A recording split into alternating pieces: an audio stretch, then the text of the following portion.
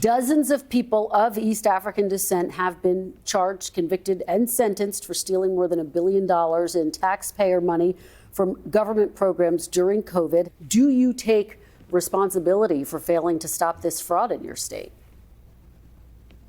Well, certainly I take responsibility for putting people in jail. Governors don't get to just talk theoretically. We have to solve problems. Minnesota is a generous state. Minnesota is a prosperous state, a well-run state. We're AAA bond rated, but that attracts criminals. Those people are going to jail. We're doing everything we can. Governor Tim Walz is struggling to defend reports of massive fraud that occurred under his watch, some of which reportedly went to the Somali terrorist organization al-Shabaab. The New York Times is reporting everyone, including Walz, was ignoring the warning signs because they were fearful of alienating the Somali community. And a lawyer representing one of the Somalis convicted of fraud said, quote, "It was like stealing money from the cookie jar." But instead of taking responsibility, Walz is attacking, guess who? Trump.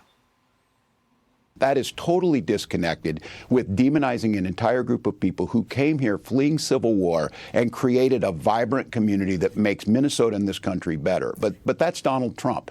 Deflect, demonize, come up with no solutions. He's not going to help fix anything on fraud. My God, there's a big difference between fraud and corruption is something he knows about. You know, Lydia, I did not hear an answer to, do you take any responsibility from the governor there? Of course not. And I think what I get so frustrated about is like this forcing us to choose sides. I mean, two things can be true at the same time. They could be fleeing a civil war, but they could also be coming here and committing fraud. They are not mutually exclusive. Just to give you an example of how bad this fraud is, there was one particular program that was created in the state of Minnesota to support homeless folks. It was budgeted for about $2 million, 2.6 when it started in 2020. And according to the feds, the program's cost because of the fraud ballooned to more than $100 million. So going from $2 million to $100 million because of this fraud being taken by these people who weren't entitled to this money. No services were actually provided under Tim Walz's watch. You're right. He should take some accountability for that. Well, and Joey, part of the reason this wasn't gone after so hard is because they didn't want to offend the Somalis living in the community. Yeah. Which is, wow. I got to go back to the fact, a man who would abandon his unit right before they deployed to war not only doesn't get any of my respect, but he also can't sink so low that he surprises me either. And so maybe the cowardice that was in him when he ran away from deploying to war is a part of why he couldn't tell people no. Oh, well, we're going to do $2 million, but they want $100 million. Okay, well, we'll do $100 million. I don't have much respect for this man. It makes sense that he couldn't run his state very well. My hope for those in Minnesota is that they find somebody else soon. Well, actually, on that note, Tom, folks in Minnesota are really upset about this. And the question is, will the GOP be able to take back the governor's mansion in 2026? Because with help of this. Yeah, well, they should be angry.